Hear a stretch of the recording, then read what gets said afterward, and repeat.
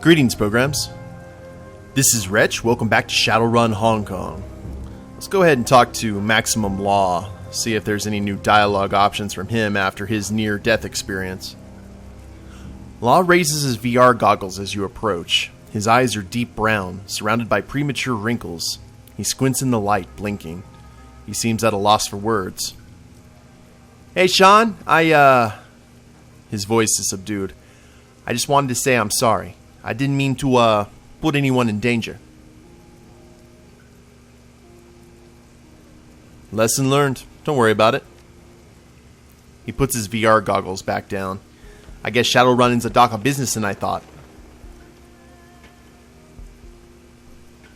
It is what it is. You just have to play it by certain rules. Yeah, well, whatever the rules are, I don't want anything to do with it. I'm not like you, Shan. I'm not some carnivore. I don't want to be one. Law looks pensively around the docks. I want to get out of here, Shan. I want to get onto something bigger. Rain drizzles. Torn tarps flap weakly, and docks creak. The odors of garlic, sizzling fish, ginger, onions, raw sewage, and industrial... Wow, that's quite a bouquet there. Mingle in the heat. This place is kind of a dreck hole, isn't it?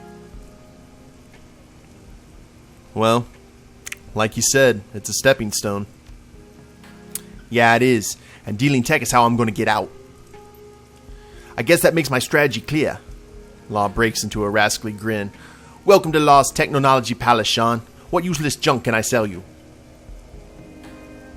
Are you back on good terms with the Wampoa? Yeah, we're good. We a tech tribe. If we don't mess up every so often, you aren't trying, right? If your code never breaks, it's not pushing the limit. Law snickers. Sometimes things gotta go boom. He purses his lips in thought. I've gotta pay my dues, but I'll rise in the tribe. Just takes time. No offense, but that's all the tribe business I want to talk. I'm taking this information hygiene thing seriously. Anything else on your mind? Well, that's about it. See you later, Law. See you later, Shan. Watch out for yourself, carnivore. Long live the boom. Oh. What is that? There is a box. What's in the box? Dock Wagon Gold Trauma Kit. Wow. Yes, please. Why the heck is that out in the middle of nowhere? I'm not going to argue with it. I'm just... Wow. Alright, well, that's interesting. Now, that leaves... We talked to Spider Shan already. Let's go ahead and... Hear Kindly Chang's information, meet Kindly Chang's friend. Okay, we're not going to go in there into the Mahjong parlor. Let's see. There's the bolt hole. Let's maybe see how the Go game is going. First off, see if there's anyone else to talk to. Because there are surprises at every turn, apparently. Okay. Reliable Matthew. Are you in a different place than you usually were? Reliable Matthew stands quietly, cheap wet suit with the rain, tapping his foot absently to the smooth jazz. Oh, same thing. Okay. I think we're pretty much done with any kind of dialogue with Matthew. We're going to keep checking, though, because I don't want to miss anything. Let's see how the Go game is going.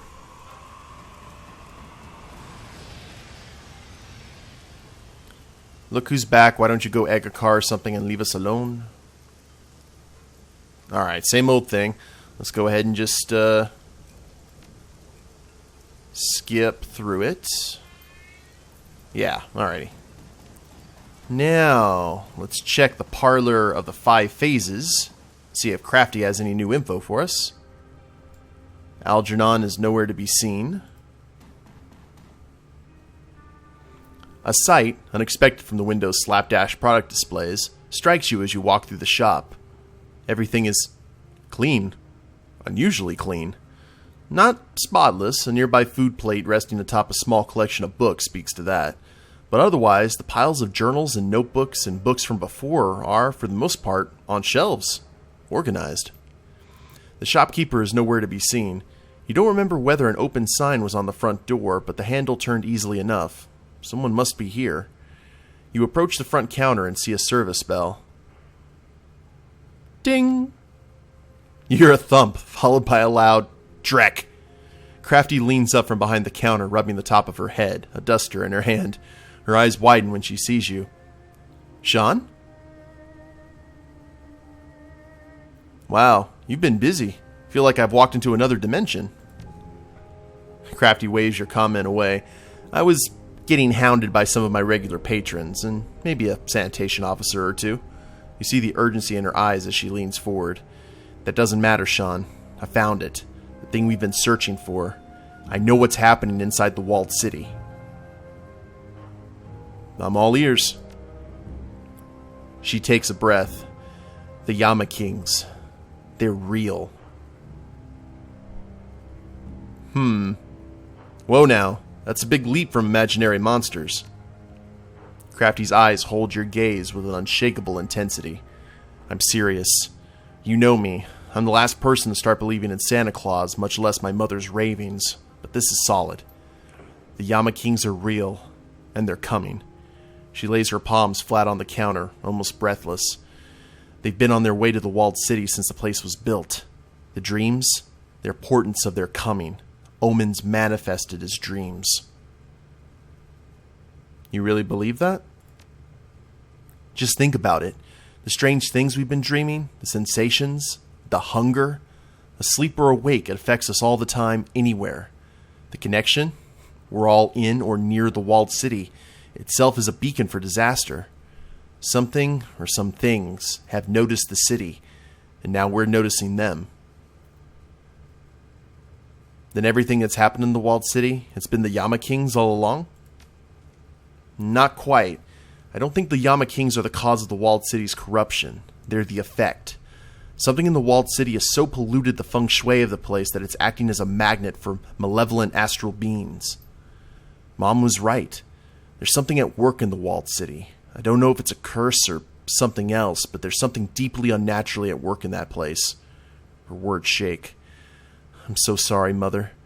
Thought I was closing my eyes to your madness, but all I did was prevent myself from seeing the truth, from seeing what was unfolding right in front of me.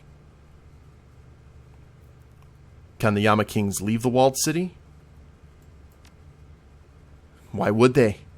The curse, or whatever it is that's attracting the Yama Kings to the walled city, has turned the city into an ideal hunting ground. With a practiced sweep of her hand, she tucks a strand of hair behind her ear. A foggy handprint slowly disappears from the counter where her hand was pressed. Have you heard of terraforming? It's an old science fiction idea. You make a planet, like a moon or something, into an Earth-like environment to support human habitation. That's what's happened in the walled city, only in reverse, and on an astral level. I think that pent-up, toxic key in the walled city is turning the place into an extension of the Yama King's home plane, making the environment there hospitable for them. They won't range beyond it for the same reason why you wouldn't leave a bathysphere in a deep ocean. But as we've seen, that corruption is spreading. It's already starting to seep into Oi. If left unchecked for another 30, 40 years, who knows what might happen? Are these beings what broke your mother? At least we have 30 or 40 years. The Yama Kings weren't directly responsible for Mom's corruption. It was caused by the root problem, that which attracted the Yama Kings to the city in the first place, the poison at the bottom of the well. Whatever it is, it's been there from the very beginning, and it's in no way natural. People did this.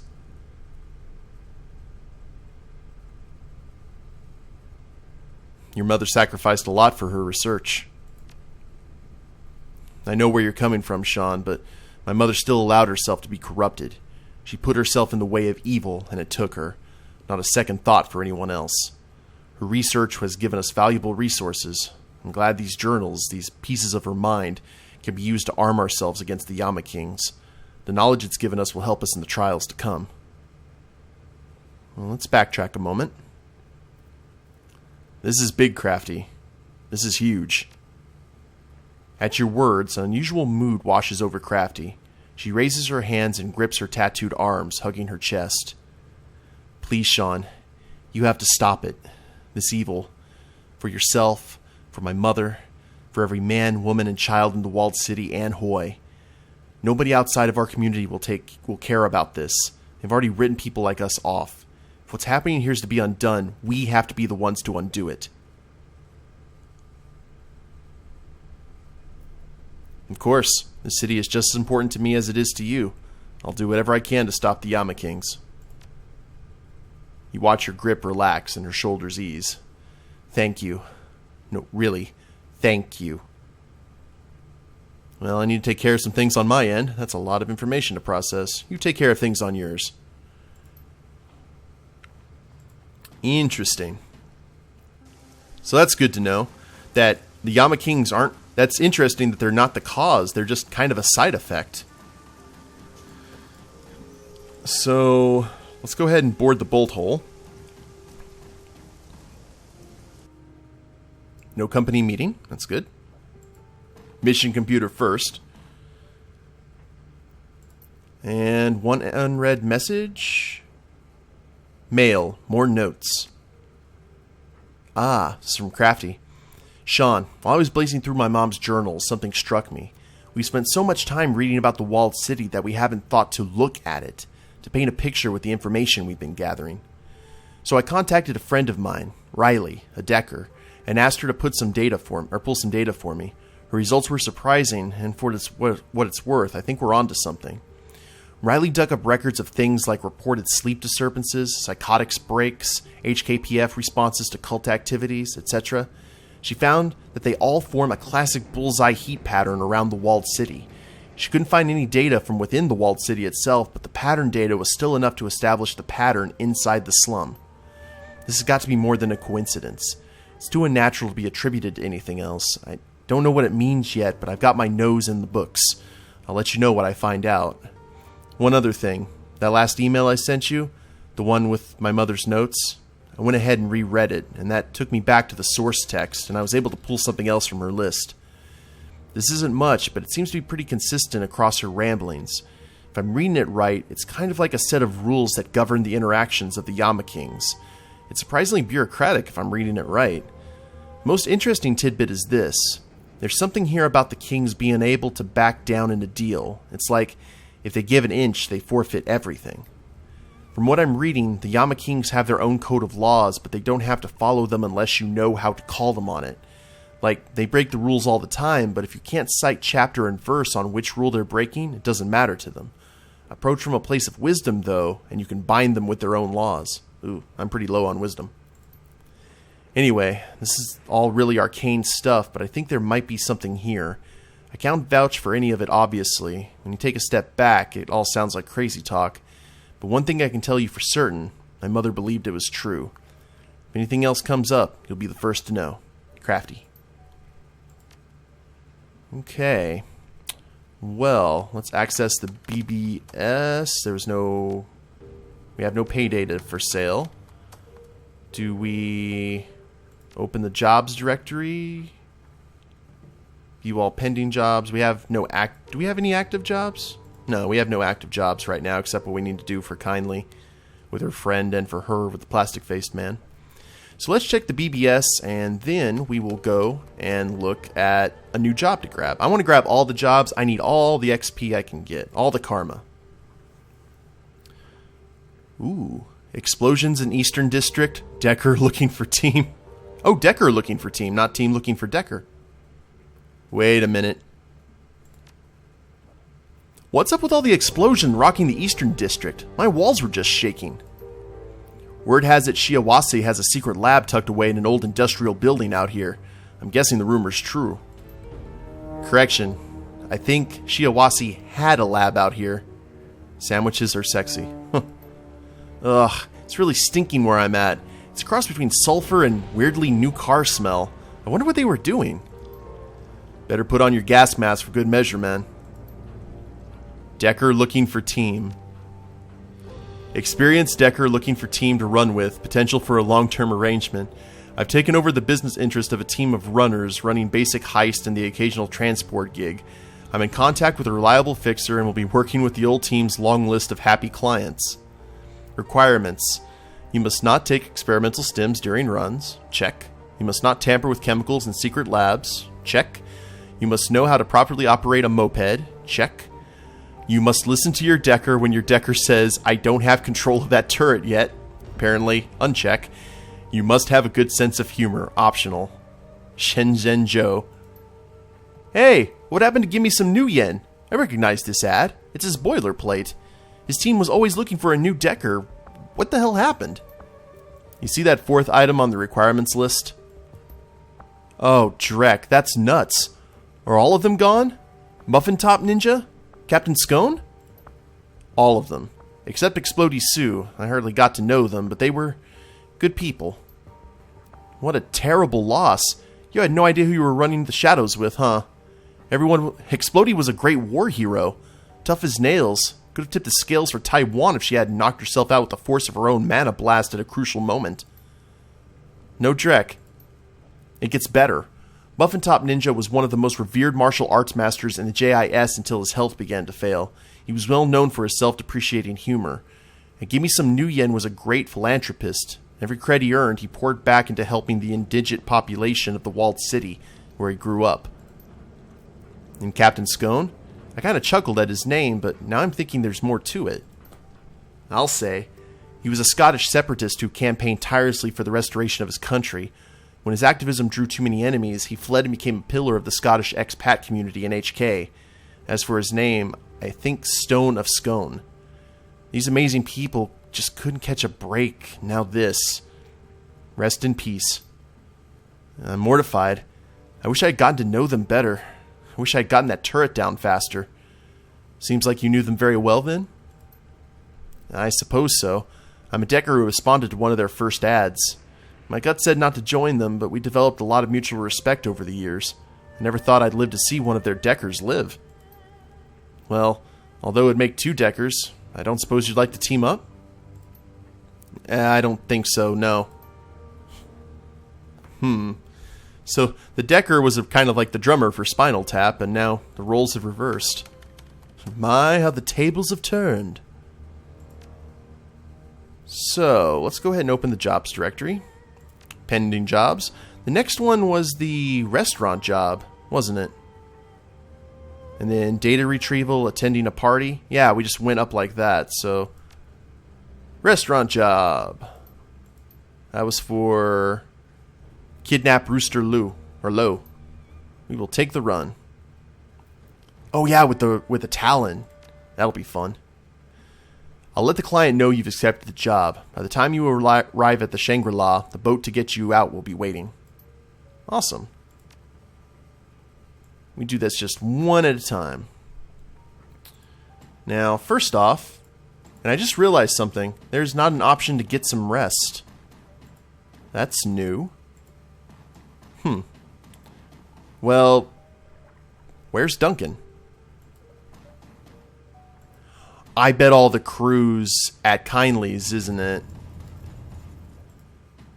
Yeah, the entire crew's over at Kindly Chang's. The boat is so empty.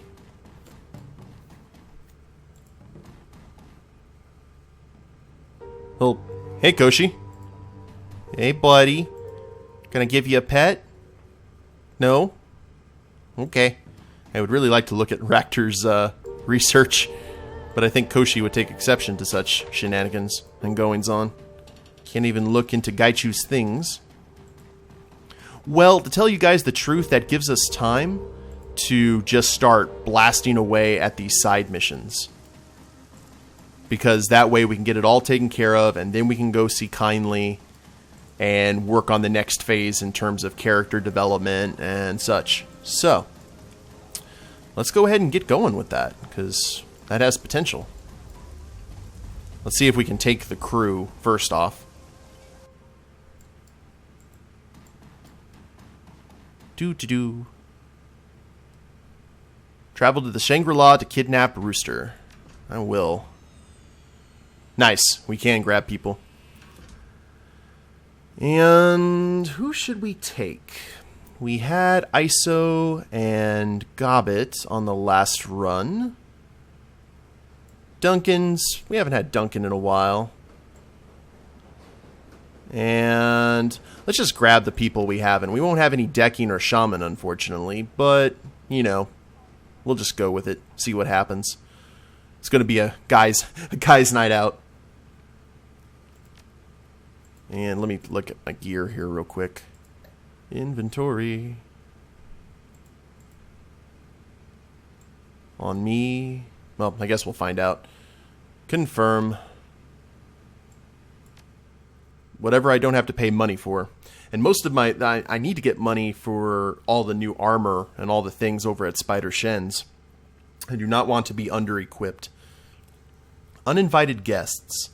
A tangle of marine decorum, restless lights, and ambrosial scents mingle atop a floating quay to accent the Shangri-La, Aberdeen Harbor's premier dining location.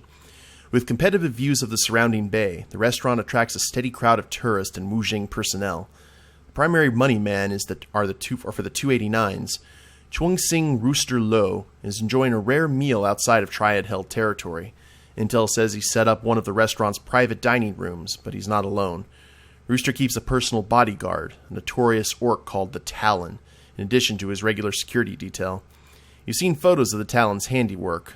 Body so battered it's hard to tell where one bruise ends and the next begins. Your mission? Locate Rooster, extract him from the Shangri-La, and deliver him to your client alive. Simple, fast, low profile. Of course, even the simplest runs can go sideways. Indeed. And cool, I've got the trauma kits, I have 2 med packs. All is well. And everyone else is good on the team. That's interesting, going from one mission to another, almost right off the bat. I think these next few episodes will be like this, other than talking to the vendors. We should be in good shape. For a while. That is a big troll in armor. It's a big restaurant, too.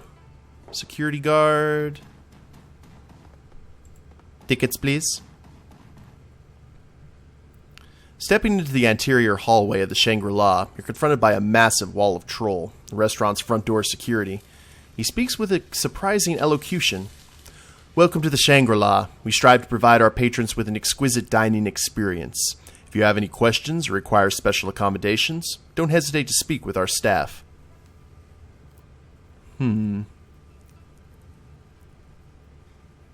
Small crowd. We're all your diners. Most of our weekday business is confined to the private rooms upstairs, corporate affairs and such. He looks you up and down and frowns. Please keep in mind that any disturbances will be promptly de-escalated by our security. We reserve the right to bar service to unruly patrons. Thank you, and enjoy your meal.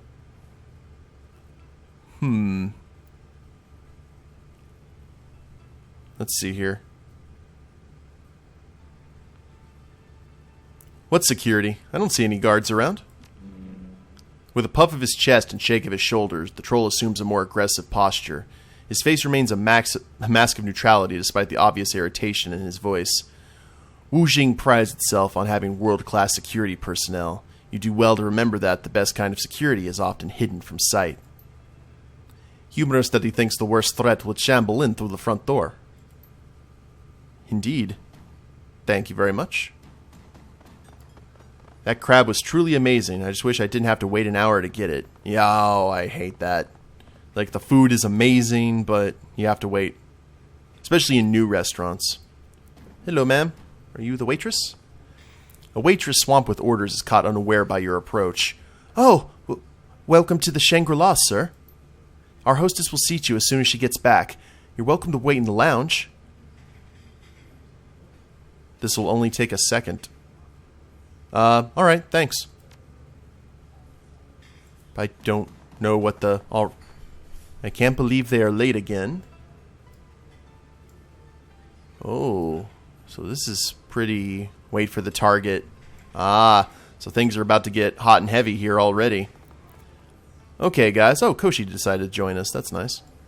Well, I will go ahead and end the episode here, guys. And then it looks like we're going to be disrupting everyone's lovely meal here.